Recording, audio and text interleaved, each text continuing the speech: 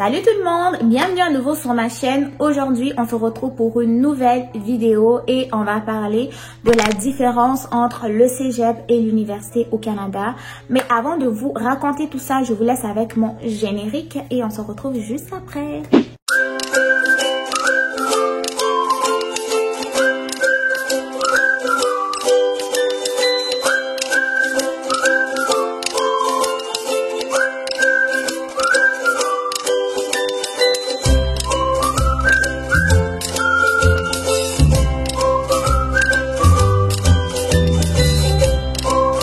Je vous l'ai dit dans l'intro, je vais parler aujourd'hui de la différence entre l'université et le cégep au Canada.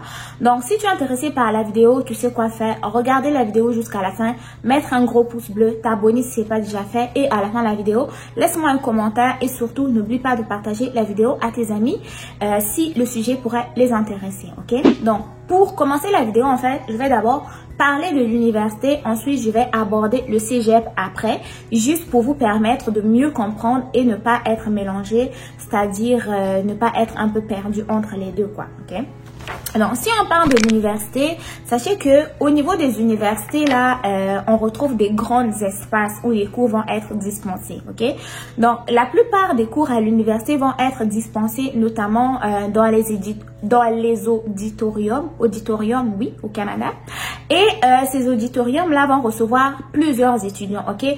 Donc, dans une salle de classe, un auditorium, vous pouvez retrouver jusqu'à des fois, pourquoi pas 1000 étudiants. Et donc, ce qui fait que la plupart des professeurs vont organiser des mini-groupes d'études ou des mini-groupes de rencontres afin de mieux réexpliquer les cours. Parce que, ben oui, il y a beaucoup d'étudiants et tous ces étudiants-là, il va falloir les suivre comme il faut. S'ils ont des questions, il va falloir répondre à leurs questions. Et surtout, ben, les travaux, on peut pas corriger tout seul quand même 1000 copies. Des fois, ben, ils vont avoir plusieurs groupes d'études, plusieurs groupes de travail. Okay? Donc, au niveau de l'université, c'est quand même des lieux qui ont des grandes capacités d'accueil en termes d'étudiants.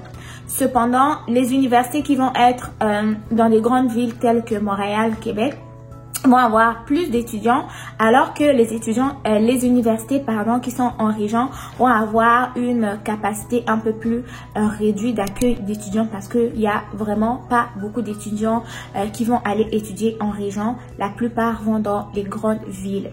Deuxième point, c'est la présence ou non dans les cours. Ça c'est ce que j'aime, ok? En fait, avec l'université là, c'est vraiment l'autonomie. Dans quel sens? À l'université, tu as le choix ou non d'aller à l'université.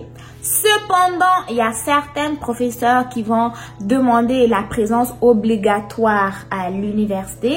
Mais sache que quand tu es un étudiant, à l'université, tu vas développer une autonomie, ce qui fait que même si tu te rends pas plutôt à l'université suivre ton cours, tu peux quand même étudier chez toi en lisant le document PDF que les profs vont t'envoyer. Ça, c'est un autre point très intéressant que j'allais aborder.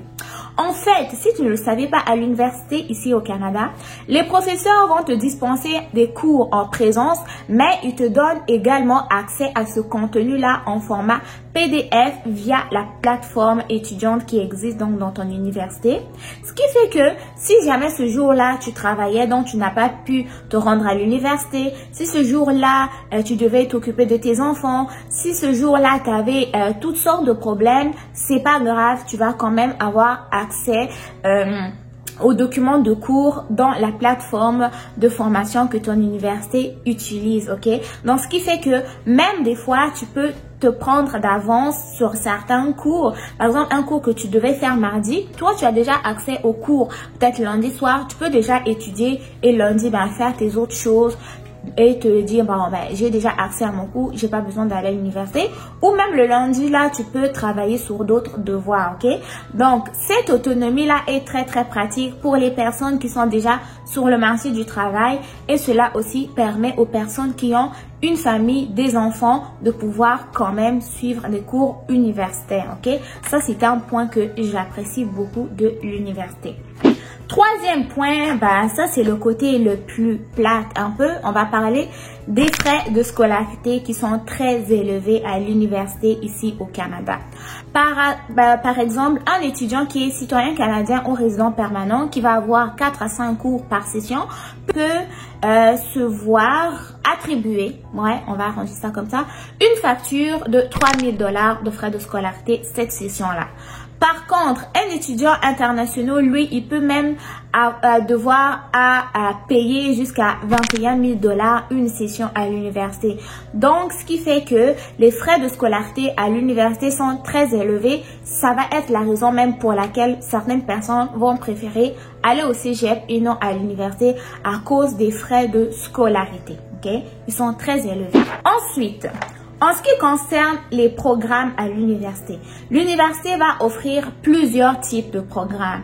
Il va avoir les programmes de baccalauréat, il va avoir, baccalauréat c'est généralement 2 à 3 ans. Il va avoir des programmes de certificats qui vont durer 1 an à temps complet. Il va avoir des programmes de majeur. Des fois, c'est en fait 2 certificats combinés, donc ça va être une formation de 2 ans. Il va avoir des programmes de maîtrise qui vont varier selon le type de programme, l'année de formation plutôt, soit une maîtrise de 2 ans, maîtrise de 3 ans, même maîtrise de 4 ans. Et aussi, il va avoir donc le programme de doctorat. Cependant, si je reviens au niveau des programmes de certificat, je voulais attirer l'attention des étudiants internationaux. Les programmes de certificat ont juste une durée de 1 année et ça va être des programmes qui vont généralement être offerts aux personnes qui ont certaines compétences dans un programme donné, qui vont être la plupart du temps des professionnels ou même des étudiants qui suivent déjà un cursus mais qui veulent avoir d'autres compétences. Mais ça va être difficile pour les étudiants internationaux en fait d'intégrer directement un programme de certificat. Cependant, il y a des universités qui vont offrir des programmes de certificat aux étudiants internationaux, mais j'avais essayé un peu de fouiller sur internet, il n'y en a pas beaucoup, et vous devez savoir que le programme de certificat va durer 1 an à temps complet. Vous donnez droit à 30 crédits de formation universitaire. Donc, si on évalue un peu cela, c'est-à-dire les programmes de formation, ça va être baccalauréat. Si vous voulez faire les baccalauréats comme les baccalauréats en sciences infirmières, en travailleur social, là, ça va vous donner directement la possibilité d'intégrer le marché de l'emploi. Cependant, il y a certains baccalauréats que vous allez faire que vous n'allez pas pouvoir exercer directement votre profession. Il va vous falloir soit continuer en maîtrise ou en doctorat. Donc, quand vous faites un choix de programme à l'université au Canada, essayez de vérifier si avec le baccalauréat, vous allez directement travailler, ou si vous venez en maîtrise, vous pouvez aussi évaluer si à la fin de votre maîtrise là, vous allez avoir la possibilité de travailler à temps complet. Parce que je sais que vous êtes tous intéressés par la résidence permanente, donc trouvez vraiment des formations qui vont vous permettre d'avoir un permis de travail post-diplôme à la fin de votre diplomation pour donc commencer directement à remplir les critères d'admissibilité à la résidence permanente au Canada. Donc, c'était un peu ce que je voulais vous dire à ce côté-là.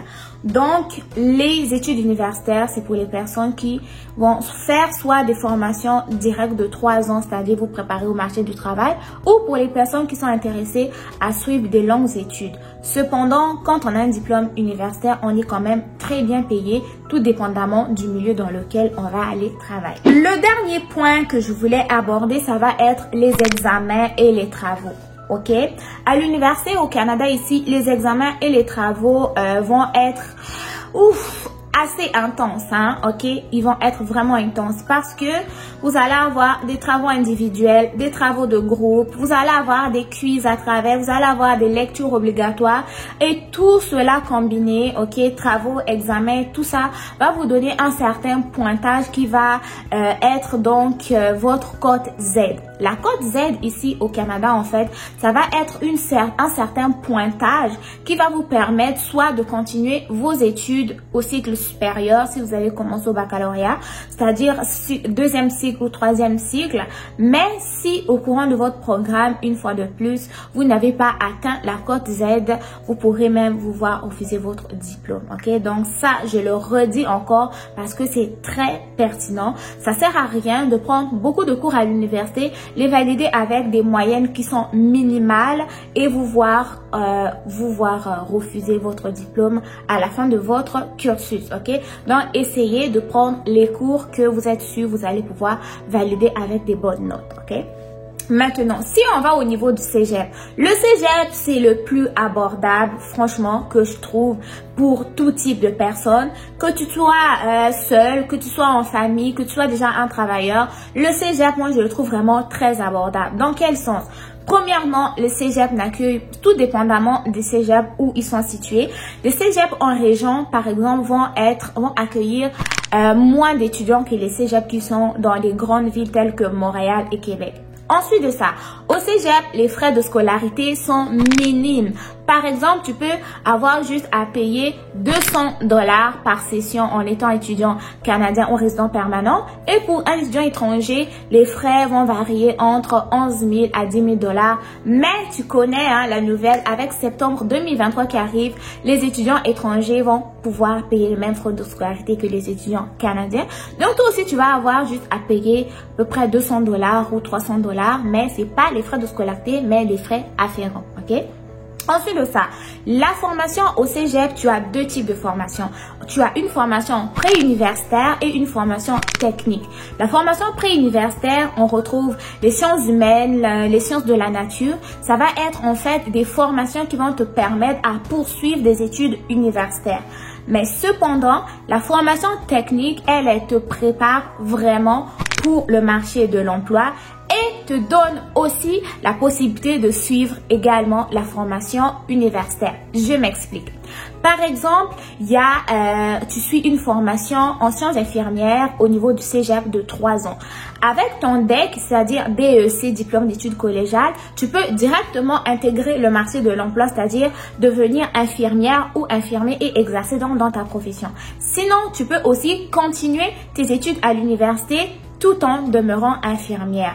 Donc, il y a des universités et des cégeps qui vont signer des partenariats qu'on va appeler DEC-BAC, donc DEC-Cégep-BAC Université, qui vont permettre aux étudiants qui ont terminé leur DEC, qui exercent présentement dans leur profession, qui voudraient avoir des compétences supplémentaires à l'université. Cependant, si toi, tu as beaucoup de charges, tu es un parent, c'est-à-dire tu as beaucoup de choses à t'occuper ou simplement tu n'as pas envie de poursuivre des études universitaires, le cégep est une bonne alternative parce que il offre un programme ou des programmes techniques qui sont super complets, reconnus par les employeurs et aussi dans les ordres professionnels.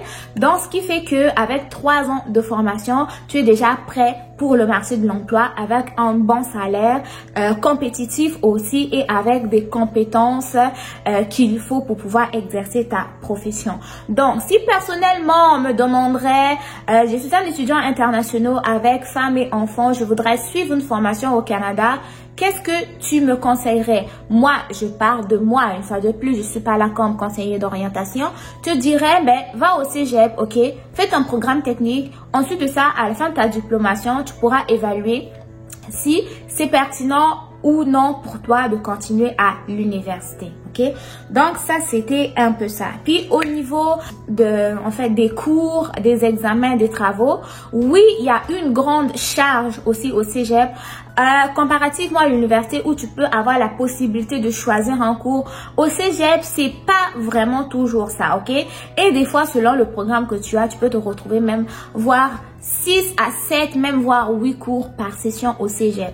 Oui, la formation, c'est 3 ans à temps complet, mais selon les programmes, tu veux te retrouver dans un programme qui est super intensif, qui est super condensé et donc avoir une plus grande charge de travail. Mais dans tous les cas, que ce soit à l'université ou au cégep, ça prend de la détermination, de la volonté et surtout de l'organisation. Il faut que tu sois bien ordonné et bien organisé pour pouvoir réussir tes études au cégep. Mais ce qui surplombe tout, c'est la détermination.